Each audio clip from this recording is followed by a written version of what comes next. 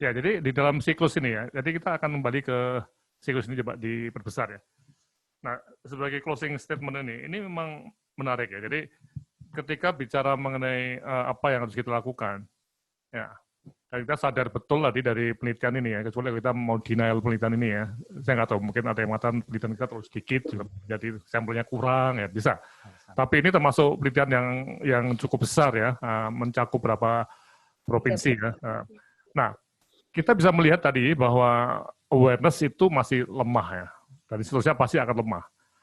Nah, ini yang menjadi satu isu kunci yang tadi saya katakan dalam konteks kebijakan JKN. Jangan-jangan undang-undangnya itu yang bermasalah. Jadi, karena di undang-undang memang tidak ada namanya fraud itu, Pak. Di dalam undang-undang SJSN atau BPJS itu, kalau kita cari kata fraud itu nggak akan ketemu. Kecurangannya tidak ada. Ya nih. Nah, apakah yang nyusun undang-undang itu lupa atau tidak itu, ya kita paham bahwa menyusun undang-undang itu pasti tidak sempurna ya.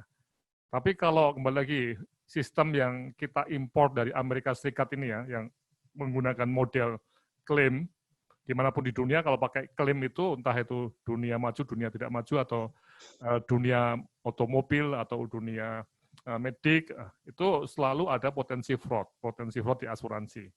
Nah, ini yang perlu kita lihat, sehingga dari penelitian ini, tadi ada pertanyaan dari Pak Siwadi, saya lupa ya, kok tidak sampai law enforcement. Kita akan sampai ya Pak, tapi ada fasenya di mana diskusi ini akan membawa kita pada suatu fase yang kita akan mencoba membandingkan struktur hukum yang ada di Amerika Serikat dan di Indonesia berbasis pada apa yang kita sebut sebagai persamaan sistem menggunakan klaim tadi.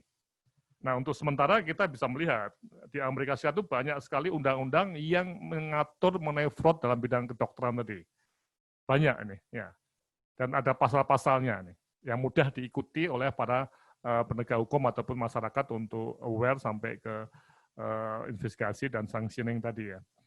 Nah, kita ternyata belum, nah, makanya nanti Mbak Putih dan teman-teman serta dibantu tim hukum itu akan mencoba untuk melihat perbandingan tadi, sehingga usulan kita mendatang ya, nanti pada pertemuan ke-6 dan 7, kami akan mengundang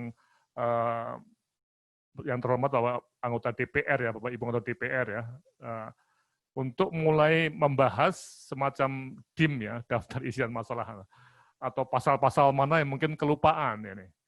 Nah, sehingga ada kemungkinan untuk dalam konteks hukum yang bisa memaksa awareness, reporting, detection, investigasi, sampai sanctioning tadi, itu memang kembali pada pertanyaan menarik, apakah masuk ke undang-undang KUHP yang sekarang saya nggak tahu nih masih, tapi saya lihat belum, tidak ada di sana RUU KUHP yang mulai ditunda ya, apa sudah jadi, saya lupa nih. Itu tidak ada fraud kedokteran ya, atau kesehatan dalamnya. Ataukah mau bikin undang-undang khusus mengenai fraud kesehatan seperti ada di Amerika Serikat, atau undang-undang SJSN dan undang BPJS itu direvisi gitu ya, ditambah dengan kalimat-kalimat atau pasal-pasal mengenai fraud dalam bidang kedokterannya. Ini menjadi satu hal yang akan kita tempuh ya.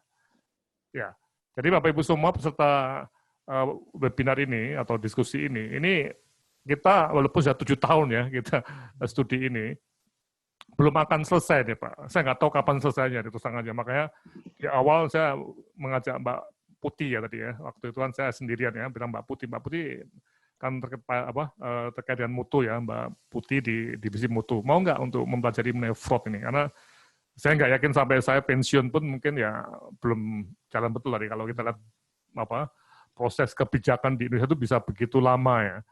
Nah, ternyata sekarang pun setelah 7 tahun, mungkin nanti Pak Toto dan Pak Kunto bisa membahas di